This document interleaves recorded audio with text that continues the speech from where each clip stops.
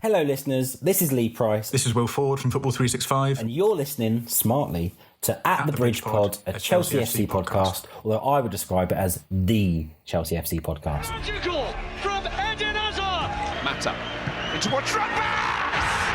What about that?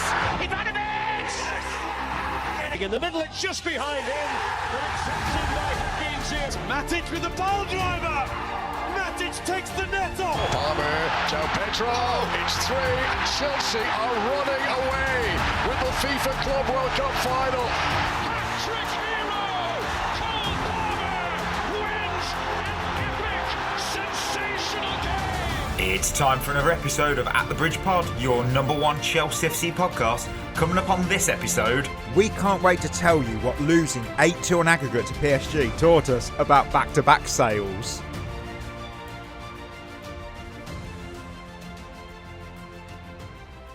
Oh, welcome back, everyone, to another episode of At the Bridge Pod. I'm your host, Mike. And, of course, it's a Friday show on a Thursday, but we don't call it that. It's the Mikey and Chris show. Mikey and Chris Friday show on a Thursday, because I've got Chris.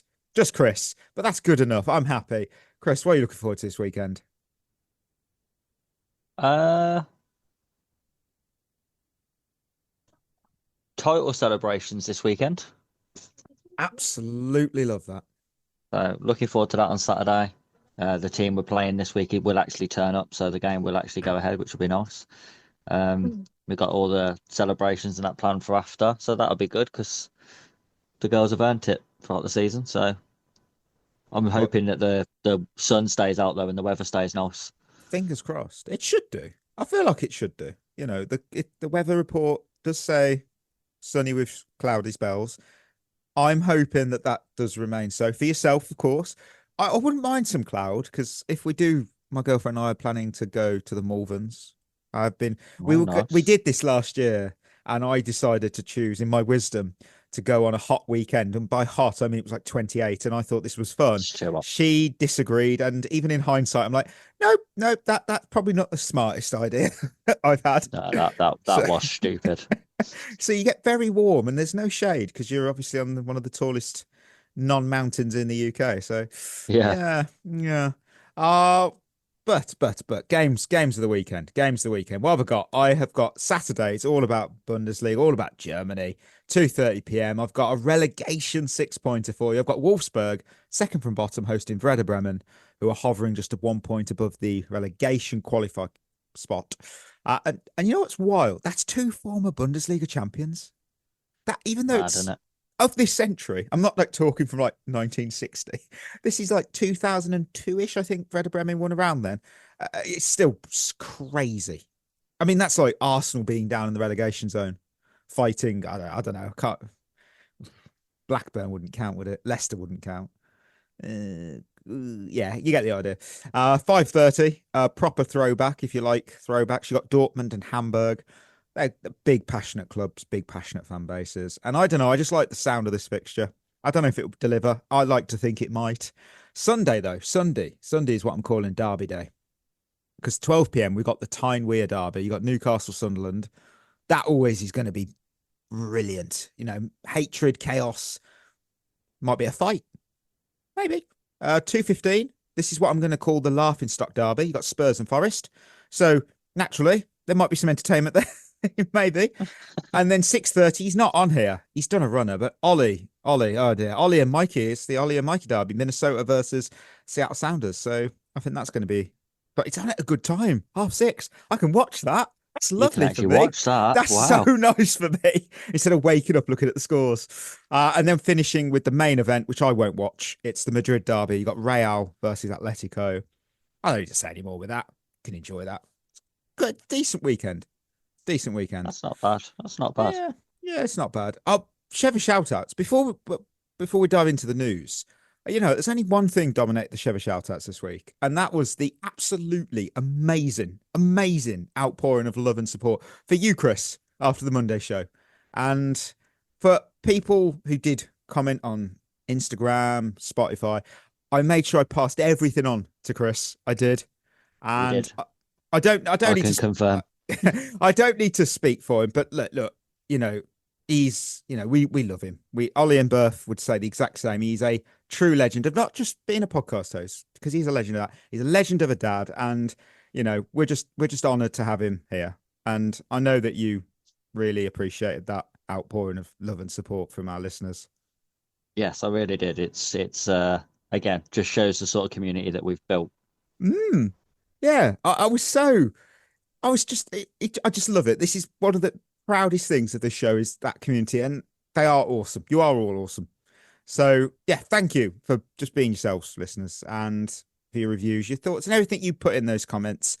We do read them. We do appreciate them. And of course, if you want yours with that, just head over to Spotify, drop one on this episode, and we'll make sure to maybe we'll get a shout out on the next episode. Maybe. So with that, we're going to hit some news. It's another week. There was kind of no news, not really, until there was news, and I'm calling it a story. Let's tap dance around that because we don't know if it's been blown out of proportion. Enzo Fernandez. So I'm going to stress that it is always very convenient how these stories pop up when Chelsea lose a game. Pinch of salt. So Fabrizio Romano reported, which he didn't really report it. He just repeated what somebody said. That Enzo Fernandez has left the door open to a potential exit. You kind of just took somebody else's interview and just took it as your own. ESPN Argentina said, would he guarantee he'll stay at Chelsea? And he just said, I don't know. There are 8 games left in the FA Cup. There's the World Cup, and then we'll see. Now, obviously, apparently, this situation is apparently originating from his contract negotiations with Chelsea that have been running on for months with no agreement. Enzo is not pushing for a move, but if no agreement is found between parties, the door may be open for a sale, although Chelsea will not sell at discount prices. There's a lot of maybes, ifs, and buts doing a lot of heavy lifting here. So if we just entertain it for comedy's sake, I think from my angle, I think when you strip all that noise away, I think the real question is, does this Chelsea board actually believe Enzo Fernandez is worth 250 grand a week? That's what it's going to come down to. I mean, he's on 180 grand, if you didn't know. Capology, it can be a bit dubious. You don't know how accurate it is. You got a rough idea. Look, his agents are going to look at his performances this season and, being honest, his importance. And also the market. Market is important. And they're going to go, yeah, we're going to push that up to 250. That's just how football works. I mean, let me be clear. Look, I don't blame Enzo for one bit. Football's not charity. It's not a loyalty card at Tesco. And if our ownership want discounts, you go to B&M. You go to the dollar store in America. You don't go shopping for elite midfielders. And this is elite premium product territory. Premium products cost premium prices. And this isn't a hot take. I think this is just how I feel. We've seen Reece James take what I would call a discount deal. And being blunt, I actually think that's quite foolish in modern day football because careers are short and injuries do happen, especially for Reece, unfortunately. Yeah. And clubs move on so quick. You don't do favours because the club won't do you one when it suits them. And if Enzo's camp are saying we want 250, no discounts, none of this clauses that Reece took, that's the game. Whether fans want to hear it or not, that's the game. And I think you'd almost be foolish to allow the ownership to just go, yeah, I'll sign that. I would love to know the ins and outs, which I'll never will, about Reece James's deal. I wouldn't have signed a discount deal with negotiable clauses in because I don't trust them. I don't. What do you think, Chris? Is it a storm in a teacup? I mean, yeah, it is. Let's be honest. It was off the back of one of our worst defeats maybe ever. Ooh, yeah. And then obviously the fans was already annoyed and this was just something else to jump on. The timing of it is always crucial. If this had come out after if we turned the game around against PSG and gone through and this story had come out, I don't think anyone would be talking about it. But so it's all a timing thing. I always think it's a stupid question when they ask footballers, can you guarantee you'll be here? No. Can you ever? No, that's a good point. It's such a stupid question. I don't know, do I? Because they're not in full control of that. The club might want to sell them. So I always think it's a stupid question. In terms of Enzo Fernandez, though, where's he going to go? Real Madrid don't pay big money anymore. I love how people have said Real Madrid, they don't pay big money. Jude Bellingham was probably arguably the last player they signed for a big fee. If I'm wrong, Yeah, I'm wrong. they look for bargains or players running their contract down now, don't they? Yeah. Trent, Um, Rudiger. Well, I mean, that was ages yeah. ago. But again, though, you've got to think. So, okay, Real Madrid. Let's say Real Madrid are an option. They are one option. Where else you going? Nowhere in the Premier League's going to pay the money for you, or put you on that wage, because almost every team now, probably aside from Man City, have some form of wage structure. Mm. You're not going anywhere in Italy with that money. Well, no one in Italy can afford him, Mm-hmm. and no one can afford to pay him the wages that he wants anyway. So that rules Italy out. Bayern Munich, do they pay big fees? Not really. That's why Harry Kane was such a anomaly for them to pay that much money for a player. So they don't really do that either. So where are you going? Barcelona can't afford a cup of tea. So you're not going there. So again, I just think I can understand fans getting a little bit worried about one of our best players wanting to leave, and that's great. He can want to leave all he likes, but it's if you've got somewhere to go, because we're not going to sell him. We're not going to sell him for less than 100 million. You're just not gonna do that.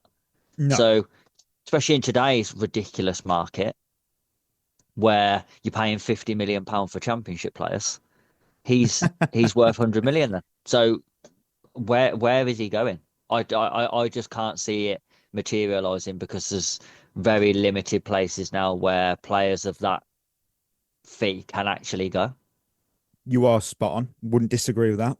When I look at the contract, I think, from my point, based on everything I've seen from this ownership, I don't think this becomes a negotiation. I think it's a decision point. You know, their track record is telling me that if you don't fit the model, you get moved on. I don't know how you're going to move a player on with that fee. So we're kind of like, I expect our ownership to look at it in the sense of, instead of paying 250 a week for a proven top level midfielder who's already part of the team, they'll sell him, book the profit on the accounts, and then go and sign some Strasbourg midfielder for half the price and go, oh, it's part of the long-term vision. It's part of the long-term vision, you see. Yeah. You know, we'll sell Enzo Fernandez and bring in Valentin Barco. Yeah, have you seen Valentin Barco? You say he's part of this. It was always the design. It was always the impression. We were always going to bring him in the midfield. Enzo was never the end product. Yeah, that's the problem. And at this point, you then have to decide if we're building a football team or you're just running the trading system. Right now, I feel like we're trying to shop in Harrods with an Audi mindset. It just doesn't work. And that is so true. Serious clubs pay their best players. We don't have, at this moment in time, a salary cap. Don't haggle over them like you're at a car boot sale. This ownership, though, they are building a model instead of building a team. Models don't win you titles. And they have come in and acted like every player is replaceable until you realise the quality you sold isn't. And I don't even think they realise that. The Hawks is fine. Everything is an upgrade. Okay. I think the thing with the wage structure is fine, but there are certain players in every team that you have to break your wage structure for. Liverpool had a very stringent wage structure, but when they didn't want to lose Salah, they had to break it to keep him. So he's on money now way outside their original structure, because it was that or lose him. And that's what happens. So it's fine having the wage structure in place, but at the end of the day, if you want top players, you have to pay top player money. Then you're not going to get top players on average players' wages. Someone who is considered world class in their position is not going to accept 100 grand a week, which you would be getting if you was at someone who was finishing 8th. That's just not going to happen. But it's like, when you consider there's players in the league who are on 300 plus, then you're going to want that sort of money as well if you're of that same or better quality. And I think that's the issue, where we're trying to get them all to sign this incentive stuff, but actually what you end up with then is you end up with good players who aren't quite world class, who actually lack ambition. Because that's the one problem I have with the Reece James deal. You know, when you look at it now, he's the captain of the team and the sort of poster boy of this new Chelsea. Mm-hmm. And he signed that new deal on money that's probably below the quality that he's worth. Yep. And at this period of time where we don't look like we could win a trophy in a month for Sundays, does that show a lack of ambition on his part? It's a problem for me. My problem with it is I think of the human side of it. I think of Reece James as a person in it, because you've also got, you're the captain, you're setting the standard. So in a way, you've set the standard that everyone else should follow your, you know, on a reduced salary with performance-based incentives. And for me, I don't think that's sensible for a footballer in general.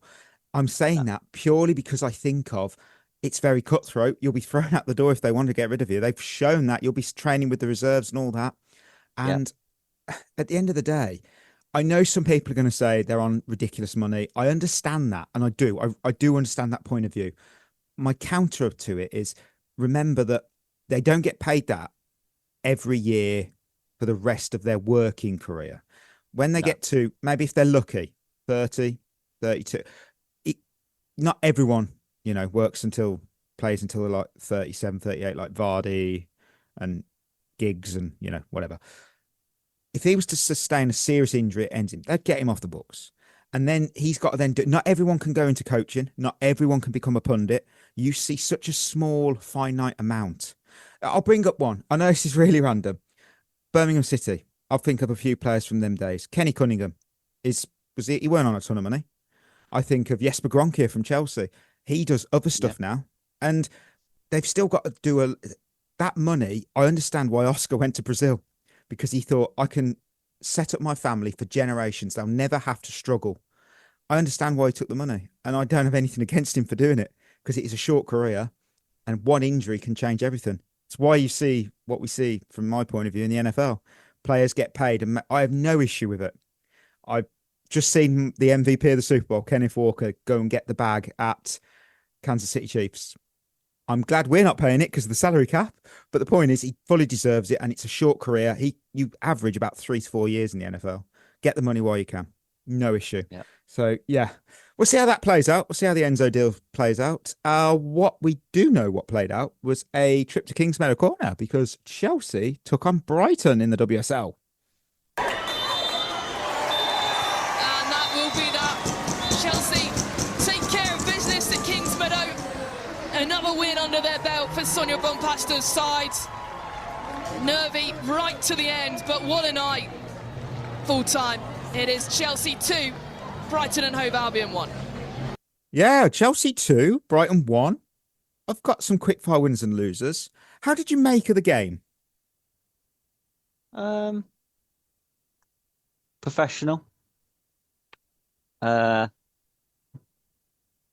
Midweek game after a cup final.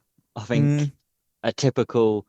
It was all about just get the win. It's so hard to play a game a couple of days after winning a cup. So it was all about just find a way to win the game, and we did. Okay. No, I think, yeah, it weren't the most exciting watch, I must admit.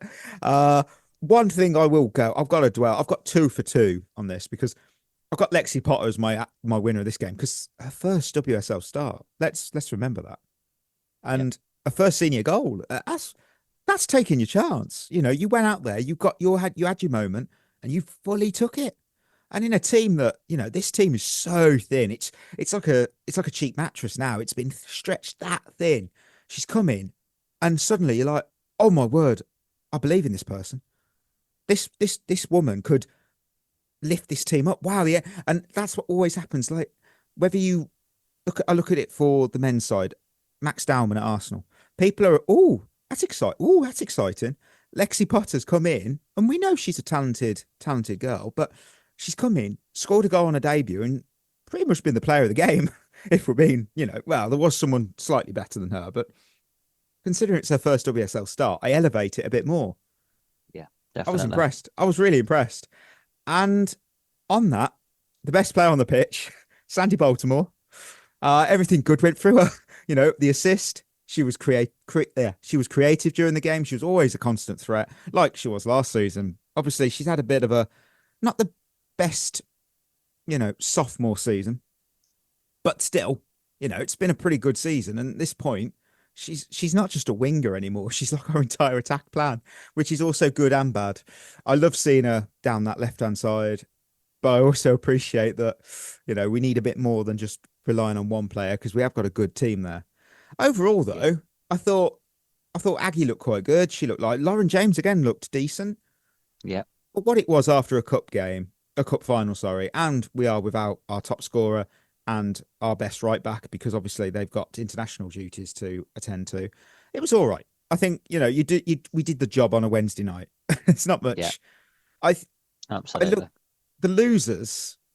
I'm gonna be maybe I'm being a bit harsh here. I didn't think Hannah Hampton had a good game. I know this is so harsh. She was at fault for the equaliser. She literally allowed the ball to go in because she assumed it was going wide, and I thought that was quite poor from someone who's world class. I thought you should make this. You shouldn't risk that. Yeah.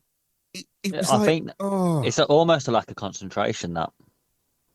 And I just wonder whether that's a hangover from the cup final, and then maybe a little bit of fatigue, a little bit of tiredness, because it was uncharacteristic, is what it was. Yeah, it was ever. I know goalkeepers have a habit in general when they think the ball's going wide, they'll pull away and go, "Oh no, not going to do this one."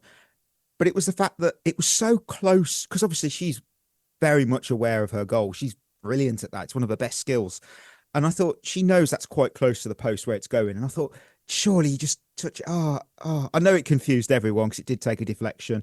It was just one of them. I'm thinking that could have been, because as much as we probably know we're not going to retain the title, we do want top three to be in our own hands for the Champions League.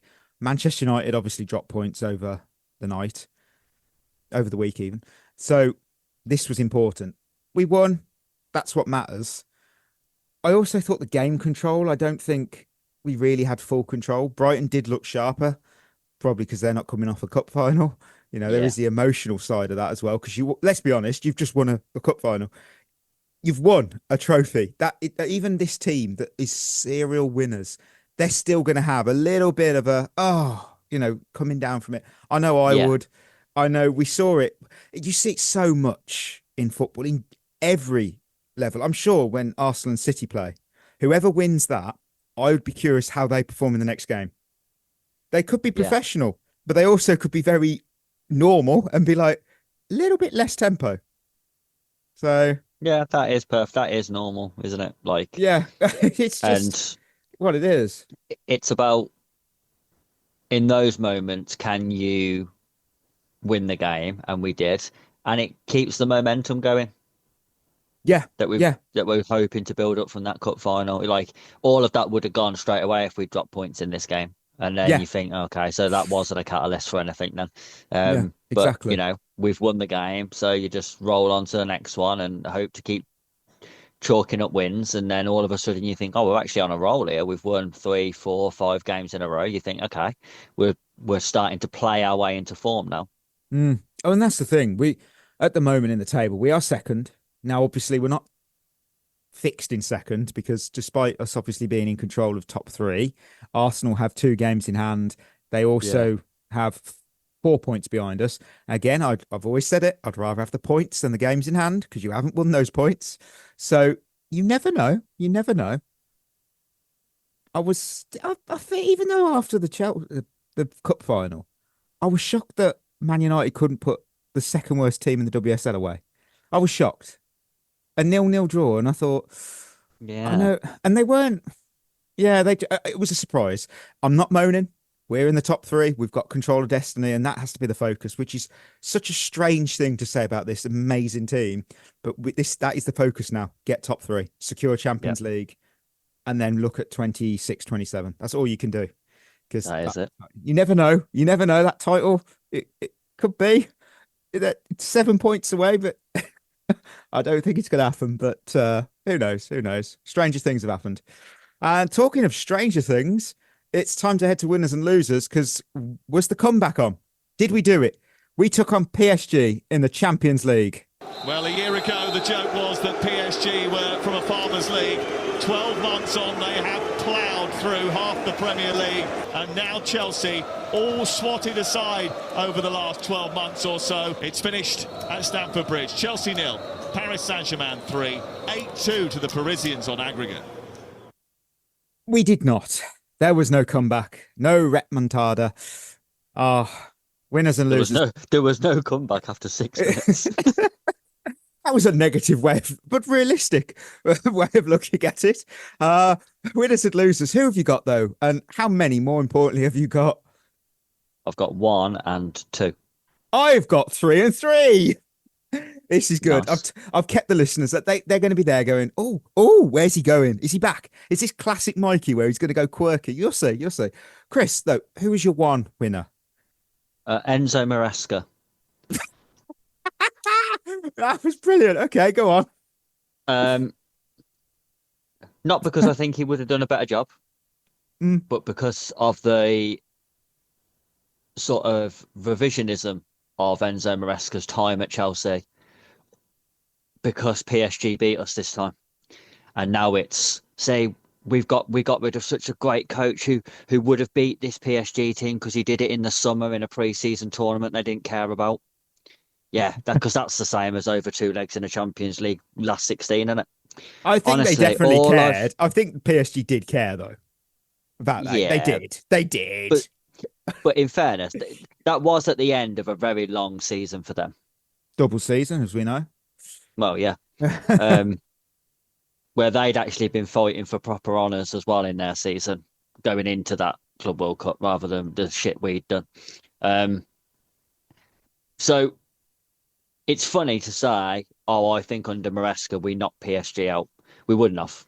We wouldn't have knocked this team out. You could, to be fair, I think you could put Mourinho, you could put Pep Guardiola, you could put any manager in the history of football in charge of this game over the 2 legs, and PSG knock us out because their team's better. And that's that. There's nothing you can do about that. Their team, it was absolutely head and shoulders above us. So, yes, we beat them once in a one-off game in the summer. Brilliant. But to say that, if we had Maresca in charge, we would have gone through, I think is the stupidest thing I've ever heard anyone say. Because people do remember the form we was in when Enzo Maresca got sacked, right? They talk now No, they don't. They talk now like we was top of the league and he was sacked mercifully. And you think, what are you on about? What are you actually talking about? We was absolutely shit in the last 2 months of him being here. We could barely win a game. So, and then all I hear about now is, well, Liam Rosenior, every time we've played someone good, we've lost. That is factually correct. But then to turn around though and say, see, Enzo Maresca in big games was brilliant, was he? What were them then? Name them. Name the big games he was brilliant in. Real Betis, because Barcelona. In his time with us, I would say we won 3 big games, and that is PSG in the final of the Club World Cup. It's Barcelona in the Champions League. Definitely. Where they had 10 men, by the way. Because I seen someone today make a TikTok saying, don't you think it's embarrassing that Liam Rosenior couldn't beat a Newcastle team that Barcelona then put 7 past when we beat Barcelona? If we had Maresca, who beat Barcelona, we would have beat Newcastle. Again, there's no correlation there whatsoever. That Barcelona 1 are better now than they was when we played them. And they did have 10 men when we played them. People seem to have just completely forgot that they was down to 10 men for 75% of the game. So, again, yeah, but that was a good performance, good win. And Liverpool, where we scored with the last kick of the game for Estevan. Great. So, 3 big games Enzo Maresca won in a year. You can't tell me he's good in big games then, because he didn't beat Arsenal, he didn't beat Man City, he didn't beat Man United, he didn't beat any other top European teams. So what we on about? Our run to the Club World Cup final, we didn't beat anybody. The best team we beat was Benfica. Benfica did barely qualified for the knockout stages of this. So what are we on about? Honestly, every time we lose, it's like, oh, we'd have won that with Maresca in charge. There is no evidence of that at all. And it's such a stupid thing to say. But he's a winner because he's doing that thing. He's like Levi Colwell. He's every time we lose, he becomes a better manager. You know what? He's probably, if it's true, the rumours that Guardiola is considering leaving City at the end of the season, Maresca just needs to turn up to City Group and just go, so I think, did you see the PSG game where they knocked Chelsea 8-2? I think I'd have won that. And they'd gone, oh, I'd have won that. You, tell you what, the more you think about it, he's right. He's right. He would secure that trophy. You know what? 5-year deal.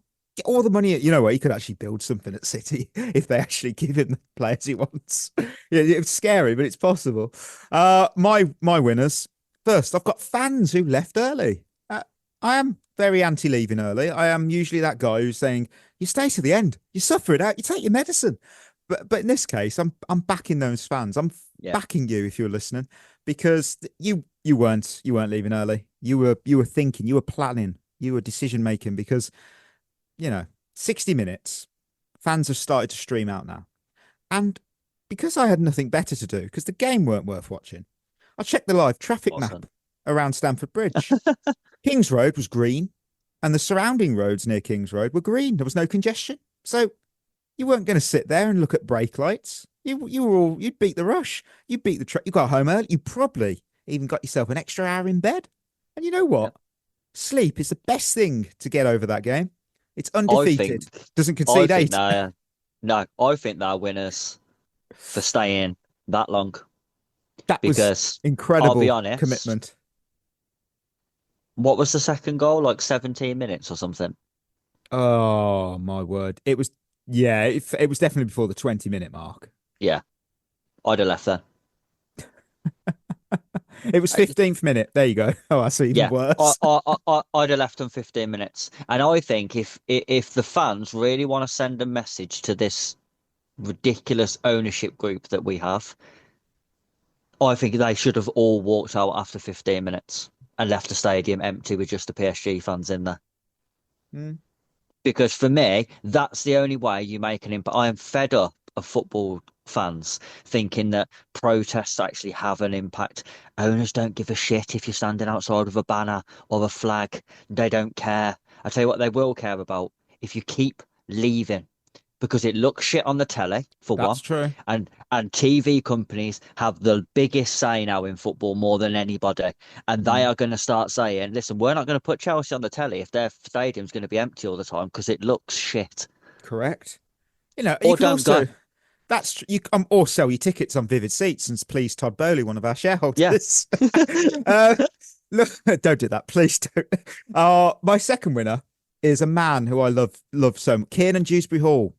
He's a winner because this week he got to lift my mood. He was on Reddit and he didn't ask me anything on Reddit. And I've got some questions. I've highlighted some of the best questions from the question. He asked me anything. He had a question about which club has the best toilets, and he did answer this. He said he revealed that it is Spurs. Apparently, he said it's got state-of-the-art facilities, elite level. And I thought, you know what, that makes a lot of sense because their best performances probably usually happen there. I can't think of any on the pitch. And then he got a question about bear versus shark in a fight, and he said he's going with the bear because it can maneuver, grab the shark, and maybe jump on its back. And I thought this just sounds like, reading it was like he's like, yeah, I got the bear winning this on points, 3 rounds, boxing gloves. How can you do this? I'm like, in the ocean, I'm probably going with the shark there. And I was about to say, surely the environment comes into play there. Crucial. On land, I'd beat a shark. So yes. In the water, though, you're screwed. It's over. Everyone's dead. Job done. Yeah, job done. And then he got an even more serious question, not about his time at Chelsea. It was casting teammates in musicals, and he went, Seamus Coleman is Del Boy, Tarkovsky is in The Lion King. Okay. Yeah, gave us everything. Chelsea gave us nothing, but Dewsbury Hall, he gave us everything. And I love the fact that he went he fully committed. Everyone just took the piss and he just was like, I'm joining it. I loved it. I miss him. What a lad. He's so great. I love him. And finally, my final winner. It's only some Wicks topsoil because this week, the biggest winner, we all remembered it, 50% off from £5. It's £2.50. And I thought, in a time of darkness, despair, as I watched my club fall apart, Wicks just went, Mike, I've got you. And they sent me an email via Hot UK Deals. None of these are sponsors, I swear. And it was buy one, buy two. It doesn't matter. And I thought, you know what? You're right. I could buy 100. I could build my own Stamford Bridge. I could even run a competent setup. It'd be beautiful. That is a bargain, though. £2.50. I need some soil for my tortoise. So we used to say this when we had the pre-season. It was better than £4.99. It's not even that now. It's 50%. What are we doing? I need to buy some. I don't even have a garden to put it in, but I'm going to do it. My word. So that was our winners. As you could see, I went fully serious and committed to it because there was a lot of winners on that pitch and they all played in blue. No, they didn't. They played for PSG. No.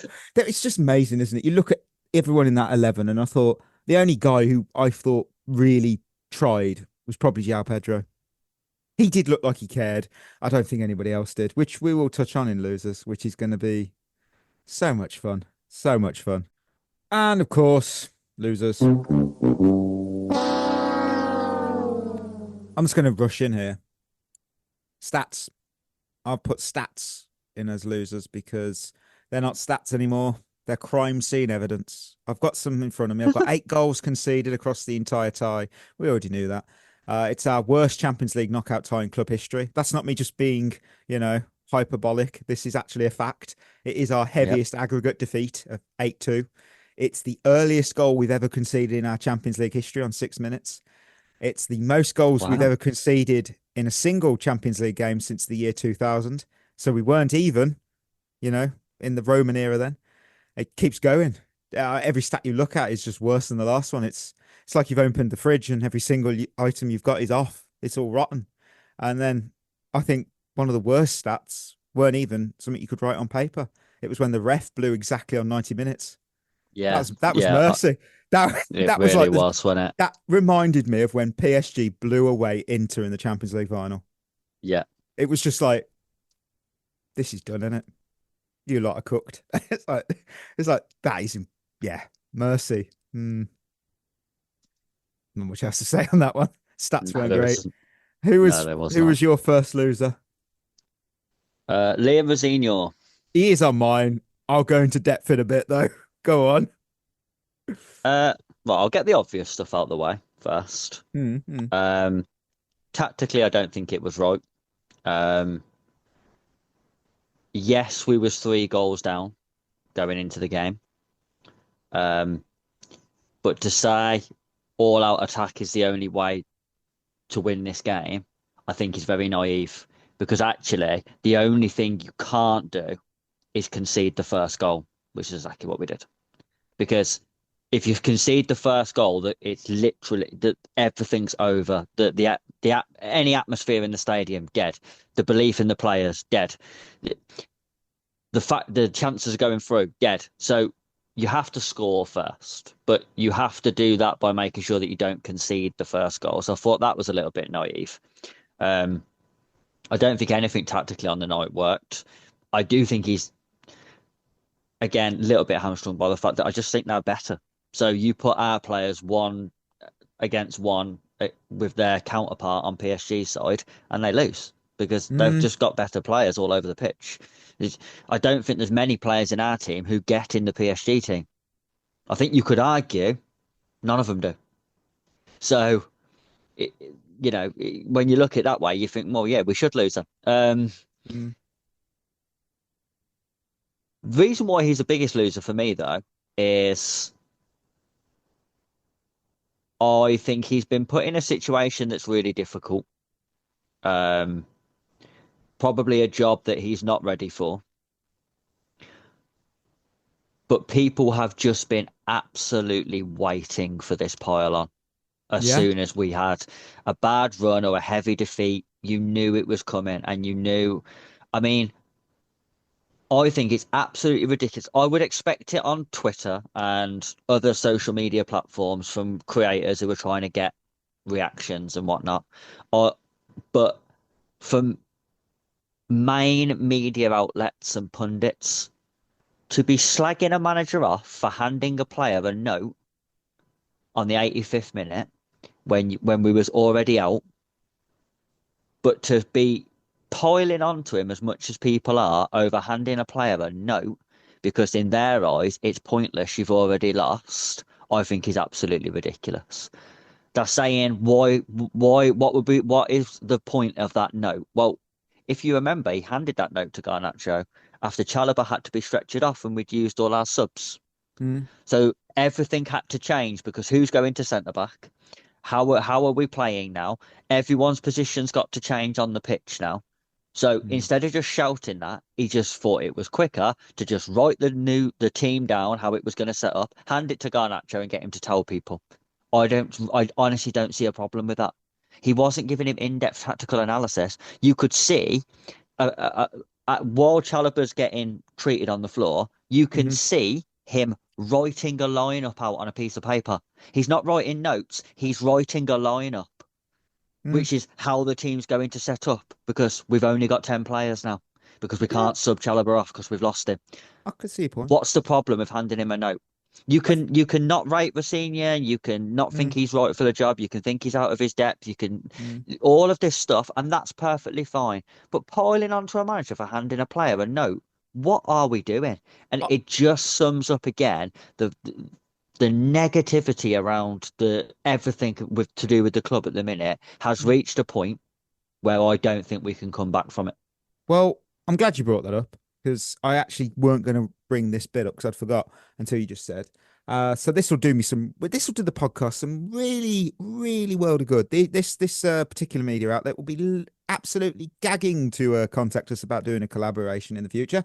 I won't reveal who they are at the moment, but they did do an article today and they put that they'd attempted to zoom in on the piece of paper to read the contents, but they've got potential options include, I've lost count, what's the score? You're not being outplayed, it's just an out-leveraging in certain areas of the pitch. We're still ahead on XG, so don't concede any chances.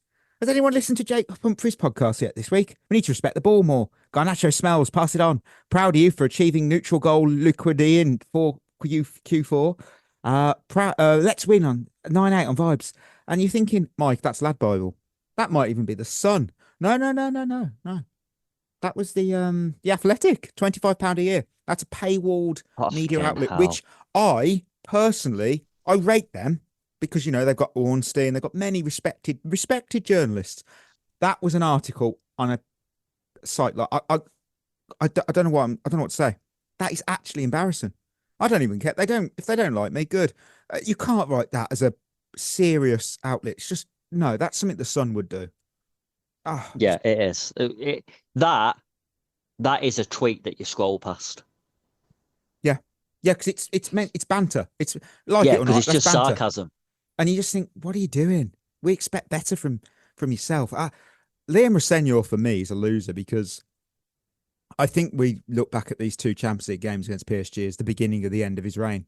I know that sounds so over the top, but the goalkeeper situation, self-inflicted damage which in one way made this tie almost done after the first leg because of it.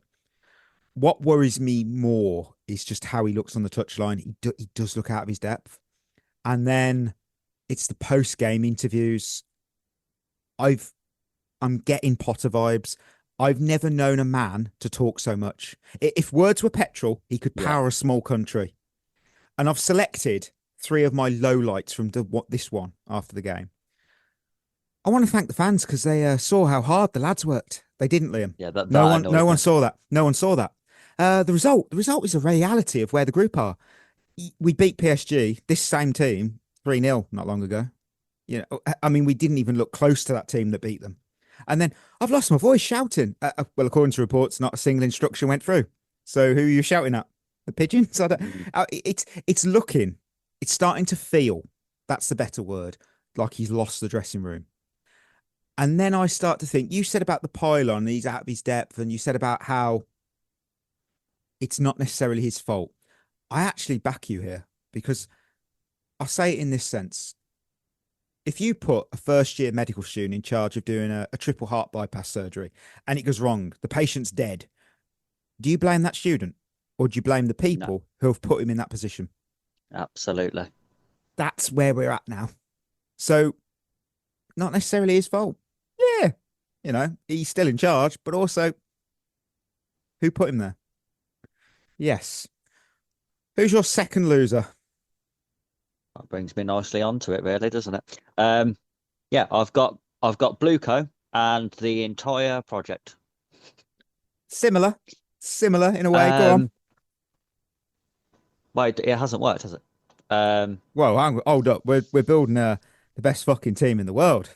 No, I'll tell you who are doing that in a similar time frame for a similar amount of money. PSG. Yeah, well, who have done almost the identical thing that we tried to do, but done it better because they got a world-class manager. And yes, we are going to sign younger players, but you know what they made sure their younger players were? Fucking top class. They didn't just sign any old youngster in the hope that they might become good. They just looked at who's young and really good now. Oh, they are. Let's get them then. Because then that way I've brought the average age of the team down. Sure, that's fantastic. And those players will increase in value or hold their value at least. But do you know what else we'll do? Win some fucking football games because we'll still have some good players. We didn't do that. We just looked at their age and went, yeah, sign him. Yeah, but he's shit. Yeah, but he's young, isn't he? Yeah, but he's shit. Yeah, but sign him because he's young. What are we trying to do? And I looked back on it and I've come prepared. Oh. So we won the Champions League in 2021. In the 2021-22 season, we finished third and got to the final of both domestic cups. Lost them, but got to the final of both domestic cups, as well as winning the Club World Cup and the Super Cup. So you think, okay, Blueco come in, 22-23 season. They sold Werner, Marcus Alonso, Jorginho, Rudiger, and Christensen in that summer. Jorginho left in the January, but the other four that summer left. Okay, so that is by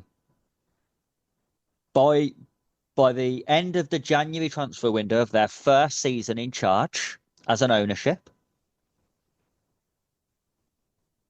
4 players who started the Champions League final was sold.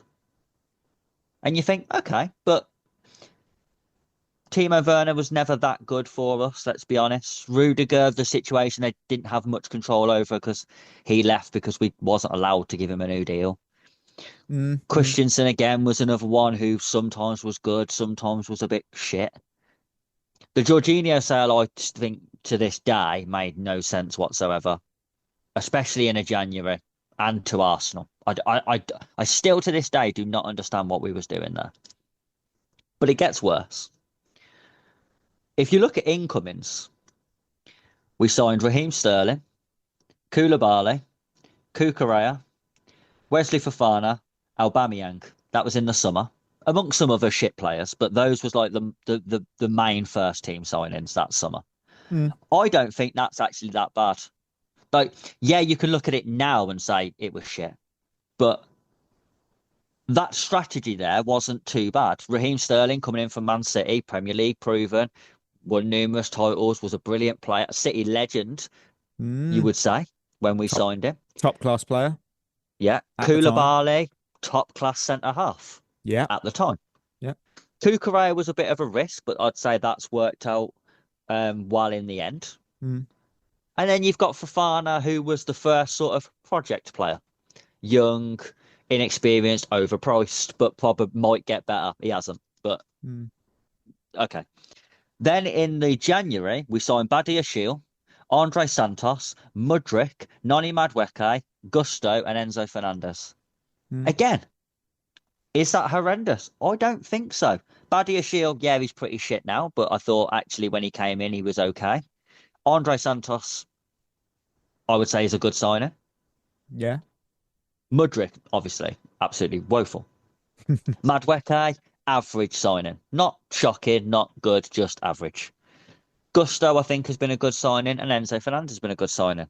So you think, okay, year one, you haven't done too bad. You've got rid of some players I wouldn't have personally, but you've tried to replace them with top quality players. Whether they work out or not, we've always found that at Chelsea, that just because they're top quality somewhere else, when we sign them, it just doesn't always translate. And that's the risk with any transfer.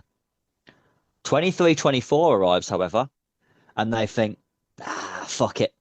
What we need here is a FIFA career mode where we just sell everyone and then sign a load of players who we've got showing great potential tag. Because over the course of the 23-24 season, right? Yeah. Mm-hmm. We sold Koulibaly after 1 year, which I think is fucking ludicrous. We also sold Kovacic, Mendy, Havertz, Loftus-Cheek, N'Golo Kante, Mason Mount, Azpilicueta, Pulisic, Aubameyang, Hudson-Odoi, Kepa, Lukaku, and Ziyech. So, in 2 years in charge, 12, 13, 15 of the Champions League winning squad was out of the club. Yeah. 16 if you include Ben Chilwell, who was being made to train with the reserves at this point. Yeah. So they got rid of an entire Champions League winning squad in 2 years. Do you know who we signed in that summer? I know we got Caicedo in that year. Yeah. Nicholas Jackson. Not bad. Yeah. And Kunku didn't work out, but again, I see the vision. Point. Yeah, on point, yeah. Was a top player at the time. Top scorer. Caicedo worked out. Robert Sanchez. Well, it's okay. I can take it. Lavia and Cole Palmer. And that was a very big punt. And I don't think that's a bad summer. The incomings, I don't think they are bad. But can you imagine if we'd kept Jorginho, if we kept Marcus Alonso even, and then you keep some of these others, Kovacic maybe, or you keep Kante, or you keep Azpilicueta. You keep in players who have had experience, that have been around the club for a while and know what the club is all about. So you look at it, over those 2 windows, we signed Enzo Fernandez and Moises Caicedo. Imagine how much easier it would have been for Caicedo to settle if he could have played next to Kante for a few games. How much easier it would have been for Enzo Fernandez to settle if he could have played next to Kante, next to Jorginho, next to those experienced players who have been there, won stuff for the club, know what it's all about, and can ease them in. That would have been so much better. But no, they didn't do that. They decided, what's that? You won the Champions League in 2021. We want that entire squad gone in 2 windows if possible. Why? Because experience doesn't work like that. It works when we all do it together over time. And then I don't know what happened in 24-25, but they just seemed to think, oh, we don't need to sign anyone else. Because that summer, we signed Tosin, Mark Yu, Dewsbury Hall, Vega, Jorgensen, Pedro Neto, and João Felix. What a shit summer that is. João Pedro, man. Not João Pedro, sorry. João Felix. Fuck. And we sold Lewis Hall, who's gone on and is arguably the best left back in the league at the moment. Thiago Silva left, and we sold Conor Gallagher. So you look at it and you think, well, okay. At the start, I could see what they was doing. They was selling older top-class players and trying to bring in slightly younger, but still players who was considered top-class at the time. And there's no correlation between signings and league positions, by the way, because we finished 12th when we signed all the experienced players. And then when we signed less experienced players, we finished 6th. And then when we had that shit summer, we finished 4th. So there's no direct correlation between the signings you make and your league position. Because as we well know, just because you sign someone who's top class does not mean that they're going to be a good signing. We've had more flops than probably any club ever who should have been good. But when did the project change from we're selling someone good, we want to bring in someone good, to we'll sell someone good, we want to bring in someone young? When did that policy start? When did the young policy start? That is the policy out of everything that they're getting wrong, and I hate almost everything that they do. The one policy they have to get rid of is you have to get rid of signing only young players. Eventually, they are going to have to bite the bullet and say, no, what we need to do this summer is we need to make 3 signings of players top class and 28 and over. That's what they have to do. The only time you'll see that, and I'm deadly serious here, is when shareholders, as much as I take the piss here, when shareholders start pushing on Clear Lake to say, we've invested money here, this asset is depreciating. You need to sort this. Which it must be now. Yeah, it has to be. Like, at the end of the day, I'm not a big fan of venture capitalists, but I understand the basic thinking of it. It's make money on my investment. Right now, I don't know how the intricate parts of it is. It's not quite like an NFL franchise. I know you buy an NFL franchise. If the Seahawks get sold for, I think it's like the talk, we could be 10 billion. And you go, that's insane. You'll always make money because it's a closed shop. So there's only 32 teams. You can only buy one of the 32. With football, you could make infinite amount of teams because that's the beauty of the pyramid. So Chelsea look at Spurs. Spurs are worth loads of money. If they go down, they're not going to suddenly be worth more money. They're going to be worth less money. That's the concern. Yeah, because what I don't understand about it from a business point of view, and people are saying that they hate the fact that it's being run like a business, and so do I. But sometimes you have to accept that that's how it is. But everything they're doing, even from a business point of view, not even a footballing one, doesn't make any sense. When you buy a house, if you spend 200 grand on your house and you think, right, this isn't a house we want to live in forever. Eventually we want to move. So what do? You try and increase the value of that house. You build an extension. You build a room in the attic. You do something that's going to add value. Add a driveway. You do something that adds value. And then when you come to sell it, you're hoping to get more money. They brought this football club. And the reason why it was valued so highly, despite the fact that it was being sold under sufferance, the value was still incredibly high because it was the most successful English club over the last 20 years. Yeah. That's what the value came from. It wasn't the stadium. It wasn't the players. It was the success the club had and the global brand of it. Yeah. If you continue to lose on the pitch and you keep finishing mid-table and you're not winning major honours and you're not in the Champions League every season, your value comes down. When they look to sell, you are not getting your 2 billion back.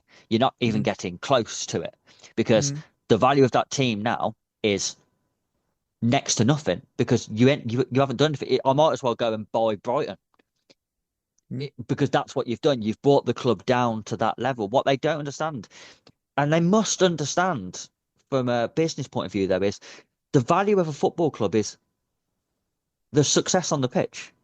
Yes. You 100%. Can't have one without the other. It's like buying a 200 grand house, knocking down the conservatory, and then going, is it worth more? No. Of course, put a tent up though. I've put a tent up. It's got to be. Look at the potential. I just don't understand the whole project idea. I can understand having a project that's adding value. I just don't understand how they are consistently backing one that is depreciating the value of their own asset. Yeah, perfect segue to my final lose, and it was the future under Clear Lake, which maybe that's a bit harsh. It should be the future under Blueco because Clear Lake are one part of Blueco. So, but Clear Lake probably have the most say, being what we've found out. So yes, that's what I've got as my final loser, the future of this football club, because I say, give me one thing, just one thing to feel positive about. I'm struggling. You know, even the women's team that we love so much, we don't know what the future of that now looks like. Exactly. We've won a trophy. Amazing. Not knocking it. We've just seen academy players yesterday score on their debut. Amazing. But we don't know what the future does look. Well, that's true, which is good, but also, you know, bigger picture.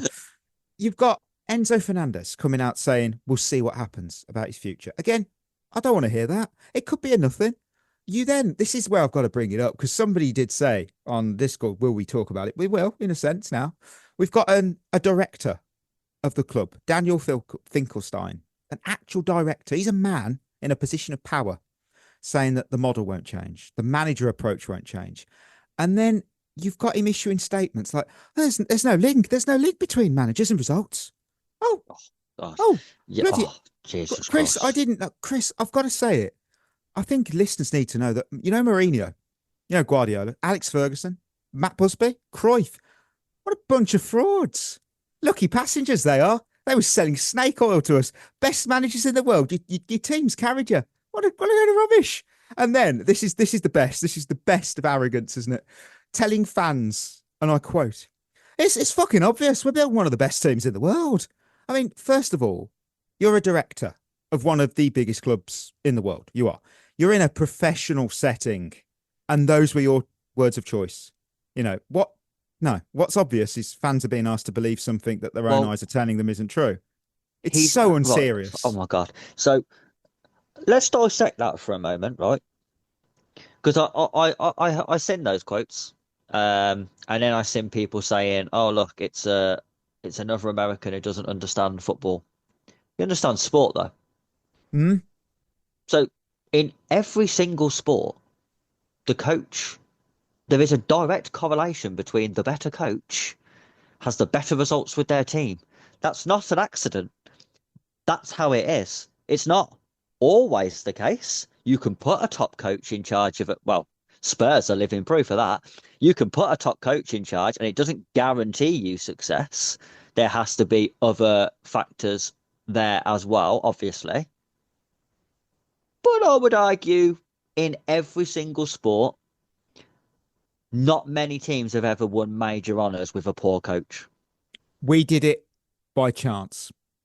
And I think that I bet you they've gone, it worked in 2011, 2012. Yeah, by chance. We had world-class players that coached themselves, didn't they? Yeah, exactly. So, and then to say it's obvious we're building one of the best teams in the world, on what evidence? Because it ain't results. So, it's this whole narrative around if you sign young players with a lot of potential, this team will get better. No, it won't. There is no guarantee that lad at 18 who is good now, he's going to be world class. Take Esteval as an example. There is no guarantee Esteval becomes a world class player. Absolutely no guarantee whatsoever. At the moment, he is a very promising young player. But his career is like a pendulum.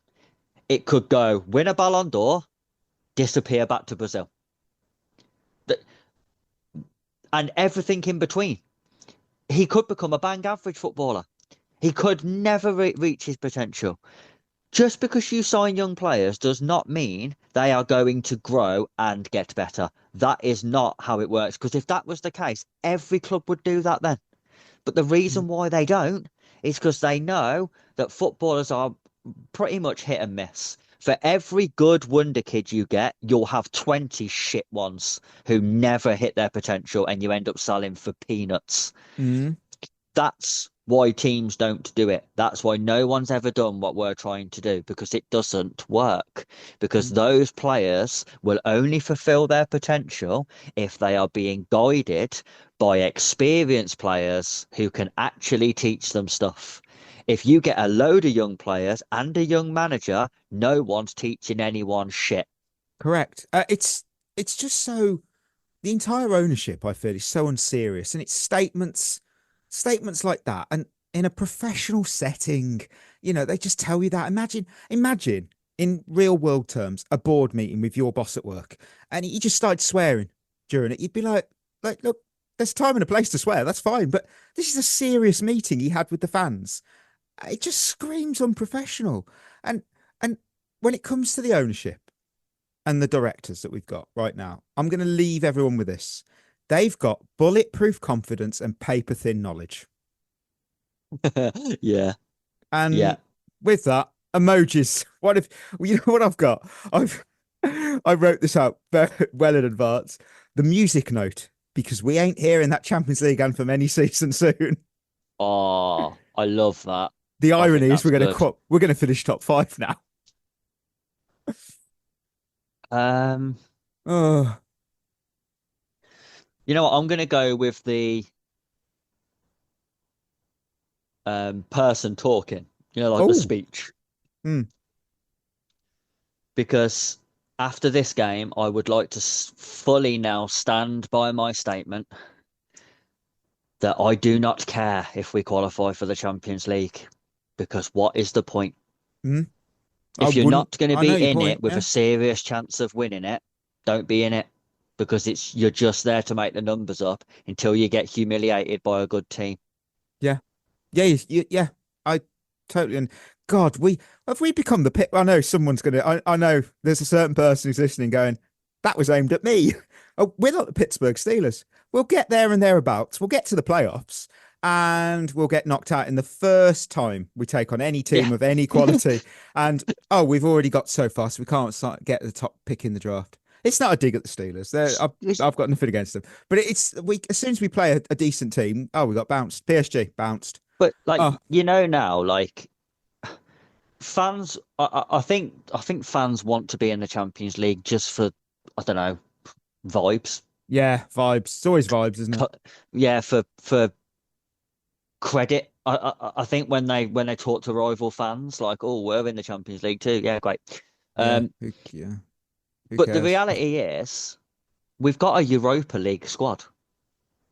So I'd rather be in the competition than that we could actually do something in. There's no point in us going into the Champions League. There just isn't. Our team I know the point you're isn't making, good enough to win the Champions League. It's not. So why would I want to watch my team in a competition that eventually they're going to get battered in? We'll go in the Europa League then, and I'll think, actually, we could win this. Our Lion picks was just terrible all shit. You had Esteval, I had Pedro Neto, Ollie had Sanchez, Will had João Pedro. You know what? João Pedro was, I mean, don't get me wrong, this is the 4th game in a row with no winners for us lot. Yeah. And the 3rd game in a row where there weren't an actual Lion. Wow. So that's going well. That's really it's not great. It's absolutely not great. Match preview. We are having a quiet one. It's Everton and it's Chelsea for the first time in their history are heading to the Hill Dickinson Stadium. So where are they in the league? Well, they're 8th in the Premier League table. They've got 12 wins, 7 draws and 11 defeats. And that's a surprising 8th because I must say, if someone had asked me where I thought they were, I would have gone 12th and 5th or 15th, around there. And that just proves either Everton are such a forgettable team or I'm just ignorant. Yeah. It's one of the two. Recent form is 2 wins, 3 defeats. Player spotlight, it's fresh off his Ask Me Anything on Reddit. It's Bear versus Shark, Kieran Dewsbury Hall, 3 goals, 6 assists. A player who I think will be spoken about in the same breath of Yaya Toure, De Bruyne, Fabregas. Bless him. We got to witness greatness, we did. And the last time that Everton beat us was on the 10th of December 2023. What was the UK number 1? It was at the Bridge Pod Christmas Classic, Last Christmas by Wham. Oh, who we going like? I've not even got hope to pick someone. I'm like, I honestly think we could go and lose this game quite comfortably. That is a big concern for me. Because I don't confident. believe in this squad to get a reaction, because we didn't. We've seen it. We lost to PSG. Yeah. Did we get a reaction against Newcastle? No. Nope. So then we lost to Newcastle. Did we get a reaction against PSG? No, we did not. So 3 games in a row now, they should have had a reaction to something, and they didn't. So that's a problem. Fucking hell. Who the fuck do you pick here? Because there's no one in form either. Even João Pedro's dropped off now. What's that? 3 games without a goal? I'm going to predict Enzo Fernandez to score. He's my Lion.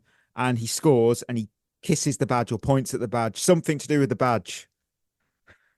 That's more hope than anything. Come on, Wheel. Don't pick Joel Hatto because that would not give me confidence for this game.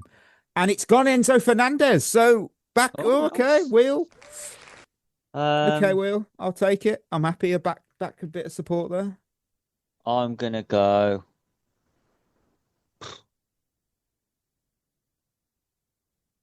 I honestly don't know who to pick.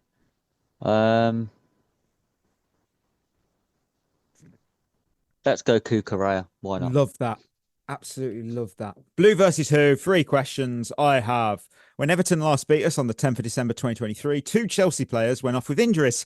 Name me either of those players. 10th of December 2023. Injuries. So 20 don't think too hard on that. Injuries. Don't think too hard. Reece James. Yeah. The other one, And- less surprising. It's like, oh, that's not good. Also, that someone who's not always injured. I would say he's rarely injured, if ever. Oh. Caicedo? No, further back in the team than him. Been a topic of conversation for me lately. Don't know. Robert Sanchez. Oh. I don't remember Okay. why. I looked back at the highlights, couldn't find anything on it, but he That's was weird. taken off with an injury. Yeah. Second, Everton. Their nickname is the Toffees. I want you to tell me which of these is the origin behind the nickname. Is it that it comes from the colour of Everton's early kits, which had a caramel brown shade that fans said looked like toffee? Is it that it comes from one of the 2 toffee shops that were located in Everton Village at the time the club was founded? Does it come from a local Everton tradition where fans would throw pieces of toffee onto the pitch after goals? Or D, it comes from the 1890s when Everton players were believed to rub melted toffee on their boots before matches because they thought it made the ball stick to their feet better. So you've got caramel brown kits. I'm ruling that one out. Because Okay. I don't think anyone would choose to wear a brown kit. And if they did, then You're correct. That's A's wrong. Some certificate, yeah. So you have two toffee shops, piece of toffee on the pitch, and toffee melted on their boots. It's got to be something to do with toffee. Before you started reading out the possible answers, I thought it was either going to be something to do with a toffee factory or shop. Okay. So I'm going to go with the toffee shops. You would be spot on, sir. And finally, put these former toffees when they first joined us, Chelsea. And you should get these. You've got Asmir Begovic, you've got Natalie Bjorn, you've got Ross Barkley, you've got Samuel Eto'o and Kurt Zuma. One of those players is why we got in a lot of trouble with the FA. Right, read them out again slowly. Begovic, Bjorn, yeah. Barkley, Eto'o, Zuma. Right. When they first joined us. Us, yes. Samuel Eto'o played for Everton. What the hell is that timeline? I know, mad, isn't it? That is weird. So I'm looking at this and I'm looking at Barkley, Eto'o, Zuma are relatively close together, I think. You would be right. Okay, so Eto'o. Did he only have one season at us? I will be honest and say yes, that is correct. He did. Okay, so that season was 2013-14. He literally signed a 1-year deal with us, which even now is like, oh, okay. So he's 2013. Zuma, I think, is after that. Zuma. Eto'o was 2013. He's the first name on the list. It's correct. How old was he in then when he signed for us? 32. Yeah. 2013. Then I think Begovic was here. Was Begovic in our squad when we won the title second time under Mourinho?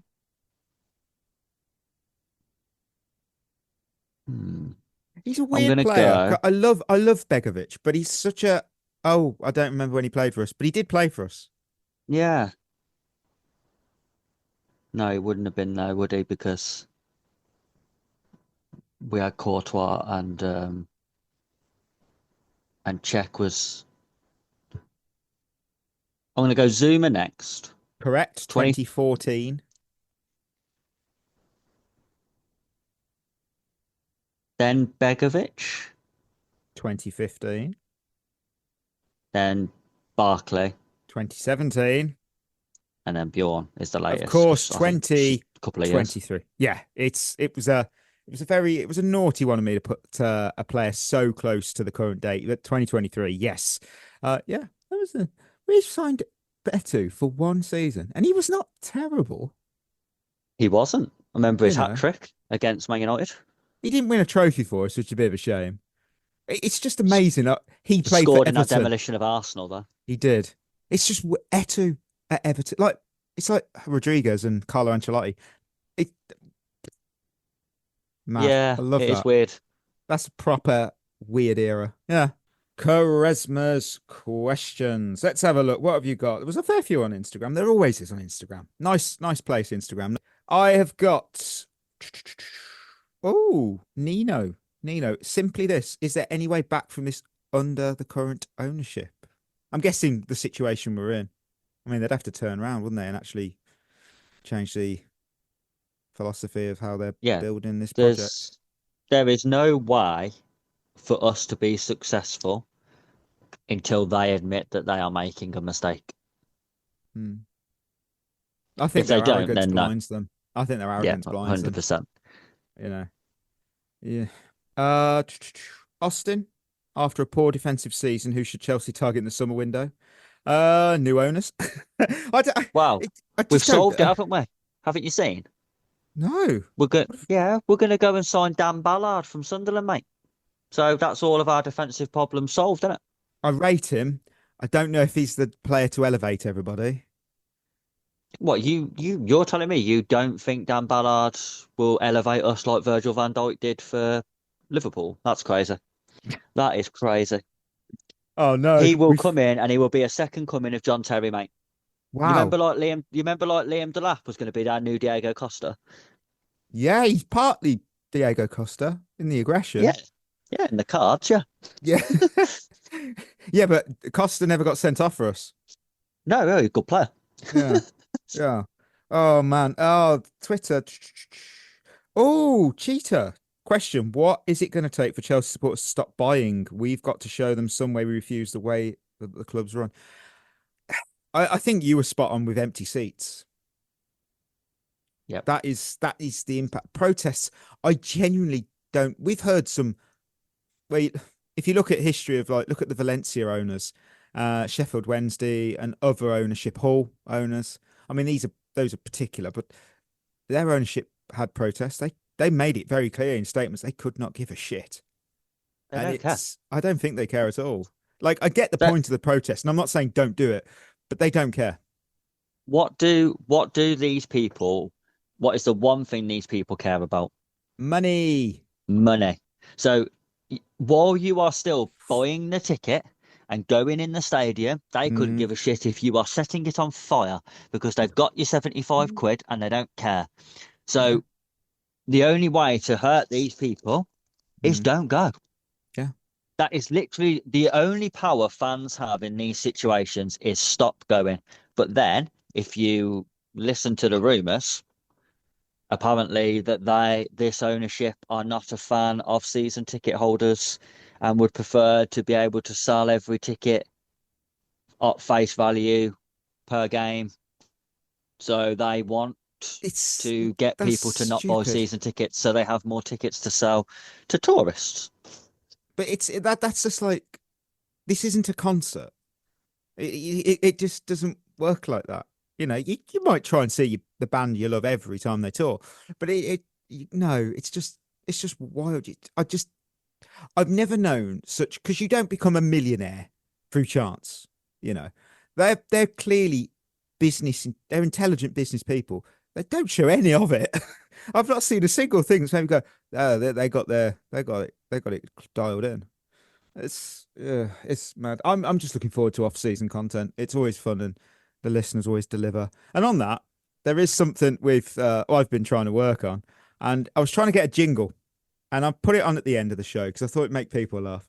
So I thought I'd use AI to make a musical jingle, and it just asked me to type in a prompt. Chris has already heard this in a very poor quality version, and I just typed in. It said, "Type your prompt in, and we'll generate a jingle based off your prompt." And I thought, let's give it a go. Let's see what comes in. This is what it gave me, listener. I would like to generate a jingle for my segment on my podcast called Overreaction Monday. Make it upbeat, as I'll be overlaying commentary over it. Give it a fun game show vibe, but still serious like Rich Eisen. Show on NFL. Yeah, I don't think AI is going to take my job anytime soon. It just sang me the prompt back. I was like, okay, yeah. So what? They didn't even try. It just sang it, and then I thought, okay, I'll try again. It went, you've run out of credits for today. Come back tomorrow. I was like, fuck this, forget it. Oh man. On that note, we are at the end of another episode. Thank you, of course, for tuning in, listening up. We really do appreciate it, and we are, of course, want to remind you that we are proudly partnered with Head in the Game, a mental health charity using football to support wellbeing and community. You can find out more at headinthegame.co.uk. Treat yourself well. We'll be back on Monday. We've got winners and losers from Chelsea and Everton. All being well, that's positive. And if it isn't positive, well, we've also got, of course, Chelsea women are taking on the London City Lionesses. So hopefully one team is going to win. I put my money on Chelsea women more so than the Chelsea men.